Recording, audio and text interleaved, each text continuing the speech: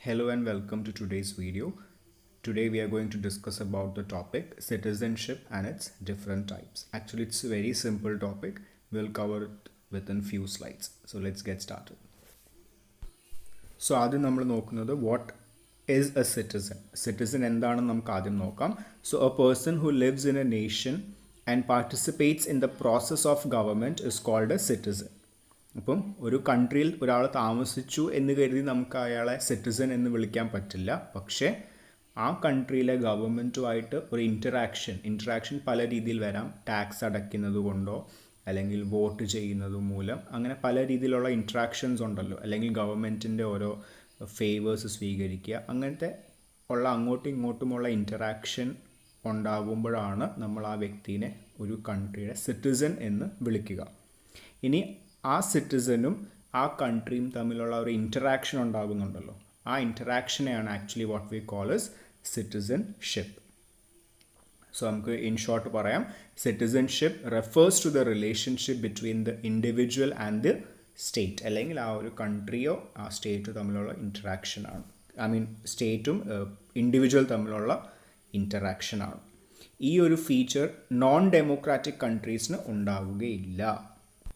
കാരണം നമുക്കറിയാം, ഇപ്പോൾ ജർമ്മൻ നാസീസൊക്കെ ഉള്ള സമയത്ത് അവിടെ ആളുകൾ അല്ലെങ്കിൽ അവിടുത്തെ individuals they will pay the tax, they will pay all those bills. അപ്പം അവർ ഗവൺമെൻറ്റിന് വേണ്ട കാര്യങ്ങളെല്ലാം ഗവൺമെൻറ് പറയുന്നതെല്ലാം ചെയ്യും. പക്ഷേ തിരിച്ച് ഗവൺമെൻറ്റിനോട് ചോദ്യം ചോദിക്കാനോ അല്ലെങ്കിൽ അവരുടെ ദേഷ്യം പ്രകടിപ്പിക്കാനുള്ള അവകാശം അവർക്കവിടെ ഇല്ല. സോ അവരെ നമുക്കൊരു സിറ്റിസൺ എന്ന് ഒരു ഡിഫൈൻ ചെയ്യാനായിട്ട് പറ്റില്ല. അത് ഡെമോക്രാറ്റിക് കൺട്രീസിന് മാത്രമുള്ള ഫീച്ചറാണ്. Next will see two sociologist comment about citizenship. ഇത് ആക്ച്വലി എങ്ങനെ എഴുതിയില്ലെങ്കിലും കുഴപ്പമൊന്നുമില്ല, പക്ഷേ when you mention about sociologist in your exam അതൊരു പ്ലസ് പോയിൻ്റാണ് എവറി ടൈം. സോ നമ്മളിവിടെ ഡിസ്കസ് ചെയ്യാൻ പോകുന്നത് TH Marshall and Talcott Parsons എന്ന് പറയുന്ന രണ്ട് സോഷ്യോളജിസ്റ്റിൻ്റെ വ്യൂ ആണ്. According to TH Marshall, citizenship എന്ന് പറയുന്ന ഒരു legal status of membership in political community. പുള്ളി അതിനെ ഒരു ലീഗൽ അല്ലെങ്കിൽ ഒരു പൊളിറ്റിക്കൽ പോയിന്റ് ഓഫ് വ്യൂവിലാണ് അതിനെ ഡിസ്കസ് ചെയ്യുന്നത്. സോ ഒരു പൊളിറ്റിക്കൽ കമ്മ്യൂണിറ്റി എടുക്കുമ്പോൾ അതിലെ ഒരു ഇൻഡിവിജ്വലിൻ്റെ മെമ്പർഷിപ്പ് അല്ലെങ്കിൽ അതിൻ്റെ ഒരു ലീഗൽ സ്റ്റേറ്റസ് ഉണ്ടാകുമല്ലോ, നിയമപരമായ അവർക്ക് ആ പൊളിറ്റിക്കൽ കമ്മ്യൂണിറ്റിയിലുള്ള അവരുടെ മെമ്പർഷിപ്പ് അല്ലെങ്കിൽ അവകാശമാണ് സിറ്റിസൺഷിപ്പ് എന്ന് കൊണ്ട് ഉദ്ദേശിക്കുന്നത്. ഇപ്പം നമുക്ക് വോട്ടർ ID കാർഡുള്ള അതിൻ്റെ ഒരു എക്സാമ്പിളാണ്. സോ അങ്ങനത്തെ ഒരു പോയിന്റ് ഓഫ് വ്യൂ ആണ് TH മാർഷൽ പറയുന്നത്. As per Talcott Parsons, citizenship is A measure of modernisation of society because it is based on universal and achievement. അല്ലേ? ഇപ്പം നമ്മൾ ഒരു സൊസൈറ്റിയുടെ മോഡേണൈസേഷൻ ആണ് സിറ്റിസൺഷിപ്പ് കൊണ്ട് ഉദ്ദേശിക്കുന്നത്. അതെന്തുകൊണ്ടാണെന്ന് നമുക്ക് അടുത്ത പാർട്ട് ഡിസ്കസ് ചെയ്യുമ്പോൾ മനസ്സിലാവും.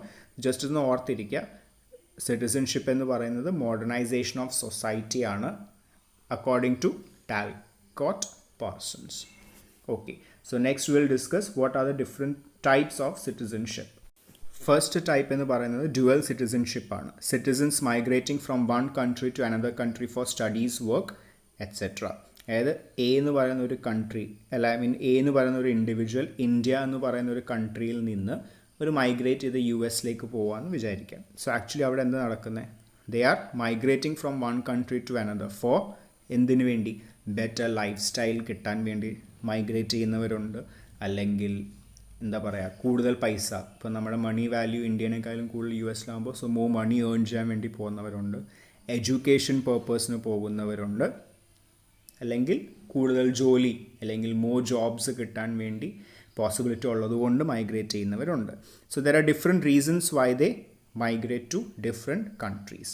സോ അങ്ങനെ മൈഗ്രേറ്റ് ചെയ്യുന്ന ഒരു വിഭാഗം ആൾക്കാർ, അല്ലെങ്കിൽ അവർക്ക് ഇന്ത്യയിലും എക്സിസ്റ്റൻസ് ഉണ്ട്, അല്ലെങ്കിൽ അവിടെയും അവർക്ക് സിറ്റിസൺഷിപ്പ് ഉണ്ട്, ഇന്ത്യൻ ഗവൺമെൻറ്റുമായിട്ട് they have some kind of interaction. At the same time അവർ US പോയി കഴിയുമ്പോഴും അവർക്ക് അവിടെ അവിടുത്തെ ഗവൺമെൻറ്റായിട്ടും ഇൻട്രാക്ഷൻ, അവിടെയും അവർ ടാക്സ് ഒക്കെ പേ ചെയ്യുന്നുണ്ട്. ഈ രണ്ട് സ്ഥലത്തും അവർക്ക് പ്രോപ്പർട്ടി വാങ്ങാനും വീട് വാങ്ങാനും ഒക്കെ ഓപ്ഷനുണ്ട്. So they both have, the people have citizenship in both the place. So such citizenship is what we call dual citizenship. അതാണ് നമ്മുടെ first type of citizenship. Next we are going to discuss അങ്ങനെ migrate ചെയ്യുന്നത് കൊണ്ട് we cannot say that person is actually living their ethnic or cultural identity. ഇപ്പോൾ ഇന്ത്യയിൽ നിന്ന് ഒരാൾ കാനഡയിലേക്ക് migrate ചെയ്തു എന്ന് വെച്ച് നമുക്ക് അയാളുടെ ഇന്ത്യൻ വാല്യൂസോ ഇന്ത്യൻ കൾച്ചറോ ട്രഡീഷനൊക്കെ മറന്നു വിട്ട് ഉപേക്ഷിക്കുന്നു എന്ന് നമുക്ക് പറയാനൊന്നും പറ്റില്ല. It depends on person to person. പക്ഷെ അതിൻ്റെ ഒരു നെഗറ്റീവ് അല്ലെങ്കിൽ ഒരു ഡ്രോബാക്ക് എന്താണെന്ന് വെച്ചാൽ, ആസ് വി നോ, അത് അവിടുത്തെ ലോക്കൽ റെസിഡൻസിൽ എപ്പോഴും ഒരു ഹാർഡ് ബേൺ ആണ്. അവർക്ക് അത് ഒരിക്കലും ഇഷ്ടമല്ല. ബിക്കോസ് അവരുടെ ഓപ്പർച്യൂണിറ്റീസ് ആണ് അവിടെ കുറയുന്നത്. ഈ പുറത്തുനിന്ന് ആൾക്കാർ വരുന്നത് കൊണ്ട് ലോക്കൽ റെസിഡൻസിൻ്റെ opportunities are getting less. So next we'll discuss about global citizenship. Global citizenship actually ഒരു ഐഡിയ മാത്രമാണ്. നമുക്കതൊരു എന്താ പറയുക, ലോജിക്കലി അത് പ്രൂവ് ചെയ്യാനോ അല്ലെങ്കിൽ നമുക്ക് ഇപ്പം when there is dual citizenship we can say that they will be having a particular passport or they will have some kind of data to prove that they have dual citizenship. But when it comes to global citizenship, it is just an idea. അല്ലാതെ നമുക്കത് prove ചെയ്യാനോ അല്ലെങ്കിൽ അങ്ങനെ പറയാനൊന്നും പറ്റില്ല. നമുക്ക് ആരെ വേണമെങ്കിലും ഗ്ലോബൽ സിറ്റിസൺ ആയിട്ട് പറയാം.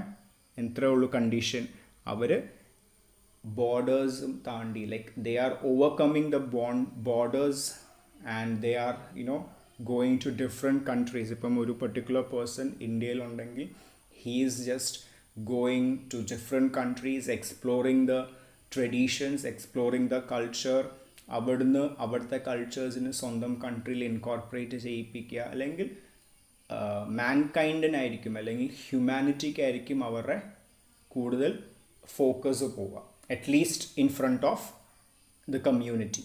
ഉള്ളിൽ ഒരു പേഴ്സൻ്റെ ഉള്ളിലത്തെ കാര്യം നമുക്കറിയില്ല, പക്ഷെ at least in front of the public അല്ലെങ്കിൽ സൊസൈറ്റി അവരുടെ main focus will be to have a interaction with different countries. ഞാൻ ഈ കൺട്രിയുടെ ആൾ മാത്രമല്ല, അവർക്ക് ഡിഫറെൻറ്റ് കൺട്രീസിലും പോയിട്ട് അവിടുത്തെ കൾച്ചർ ട്രഡീഷൻ എല്ലാം അവർ മനസ്സിലാക്കി. And they in short what they think is like yes every people in the world are equal, അല്ലെങ്കിൽ അങ്ങനത്തെ ഒരു കോൺസെപ്റ്റിലേക്ക് ചിന്തിക്കുന്ന ഒരാളെയാണ് നമ്മൾ എന്ന് പറയുക, അല്ലെങ്കിൽ ഒരു ഗ്ലോബൽ സിറ്റിസൺ ആണെന്ന് പറയും. ഫോർ എക്സാമ്പിൾ നമുക്ക് മലാല ഓർ ഫിലിം ഇൻഡസ്ട്രി, ഇപ്പോൾ AR റഹ്മാൻ അല്ലെങ്കിൽ പ്രിയങ്ക ചോപ്ര, ഇങ്ങനത്തെ ആൾക്കാരൊക്കെ നമുക്ക് എന്താ പറയുക, ഒരു ഗ്ലോബൽ സിറ്റിസൺ ആണെന്ന് പറയും. അതിൻ്റെ റീസൺ എന്താണ്? ബിക്കോസ് അവർ ഫിലിം സ്റ്റാർ ആയതുകൊണ്ടല്ല, അവരിപ്പം ഒരു യുണൈറ്റഡ് നേഷൻസിൻ്റെ എന്തെങ്കിലും ഒരു അംബാസിഡർ ആയിരിക്കും. സോ അവർ അവെയർനെസ് ക്രിയേറ്റ് ചെയ്യാനും അങ്ങനെ ഇങ്ങനെയൊക്കെ പല കൺട്രീസിൽ പോവുകയും അവിടുത്തെ കൾച്ചറിനെയും സ്വന്തം കൺട്രിയിലെ കൾച്ചറിനെയും incorporate ചെയ്യിപ്പിക്കുകയും. So they do such kind of things. So that's why we can call such people as global citizen. അത് ആർക്ക് വേണമെങ്കിലും ആകാം. They won't be having a particular ID or a passport that shows that they are a global citizenship, but it is their approach towards the society what makes them a global citizen. So I hope this is clear. So global citizenshipലൂടെ actually വരുന്നത് ഗ്ലോബലൈസേഷനും മോഡേണൈസേഷനും ഒരു സൊസൈറ്റിയിൽ വരുന്നു. That's what we discussed earlier. So I hope this is clear. ഇനി നിങ്ങൾ നിങ്ങളുടെ IGNOR ടെക്സ്റ്റും കൂടെ ജസ്റ്റ് ഒന്ന് വായിച്ച് നോക്കിയാൽ it will be pretty much very clear. If you have any doubts, please mention it in the comment section. If you like the video, then please like, share and subscribe and do support. Thank you.